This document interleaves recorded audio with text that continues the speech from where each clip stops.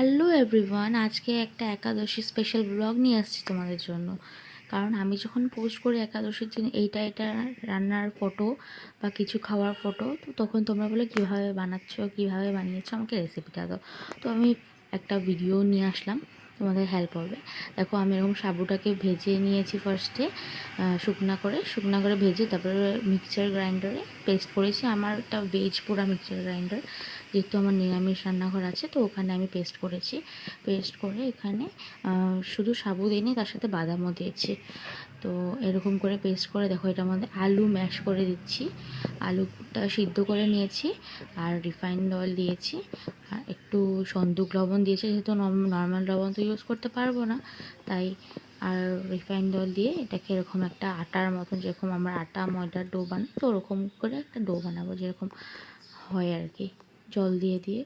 তো বানাবো, একটু নরম বানাবো, যেহেতু সাবু এটা হার্ড হয়ে যায় ফট করে, তো একটু নরম টাইপের বানাবো জিনিসটা। আর আমি বানাচ্ছি হলো আজকে সাবুর লুচি, তার সাথে হলো তরকারি। সাবুর লুচির সাথে তরকারি। দেখো, এখানে আমার ডো বানানো হয়ে গেছে, রেখে দিয়েছি। আর এদিকে আমি পেঁপে আলু দিয়ে তরকারি বানাচ্ছি, একটু টমেটো দিয়ে দিয়েছি, যেহেতু আর অন্য মশলা খেতে পার। তরকারিটা সিম্পলভাবে জিরা ফোড়ন দিয়েছি, আর রিফাইন্ড অয়েল দিয়ে বানাবো পুরোটা। আর এরকম জিরা ফোড়ন দিয়ে লবণ হলুদ দিয়েছি, মানে সন্দুক লবণ আর কাঁচা হলুদ পেস্ট করা ছিল, ওটাকে দিয়ে বানিয়েছি। আর এদিকে হলো জিরাটাকে একটু শুকনা ফ্রাই করে পেস্ট করেছি, তাহলে অল্প জিরা তো ভালো করে পেস্ট হয়েছে যেন। তো জিরাটা একটু শুকনো ফ্রাই করে পেস্ট করে, যেরকম মশলা কষিয়ে নর্মাল তরকারি বানায়, সেরকম তরকারিটাকে বানাবো। আর অন্যদিকে আমি ডোটাকে রেখে দিয়েছি একটু সফট হওয়ার জন্য, যাতে একটু ফুলে বানানোর পরে লুচিটা, যেহেতু সাবুর লুচি তাই। আর একটু নরম করে মাখবে কিন্তু তোমরা।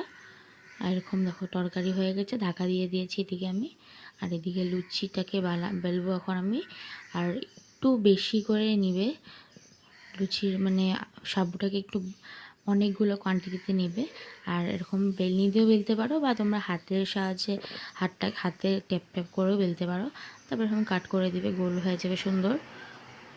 নাহলে সাবু তো সাইডে সাইডে ফেটে যায়। আর এই দেখো, এরকম অনেকগুলো করে নিতে হবে, নাহলে কিন্তু ফেটে যাবে মানে বেলার সময়। যদি বেলনিতে বেলতে পারো ঠিক আছে, নাহলে হাত দিয়ে এরকম এই যে প্রেস করে করে বেলবে। এরকম করে বেলে বড় করে তারপরে বাটি দিয়ে কাট করে দিবে। আর অন্যদিকে আমার তরকারিটা হয়ে গেছে অলমোস্ট। আলুগুলোকে একটু ম্যাশ করে দেবো, যাতে তরকারিটা একটু ঘন ঘন হয় জিনিসটা, নাহলে পাতলা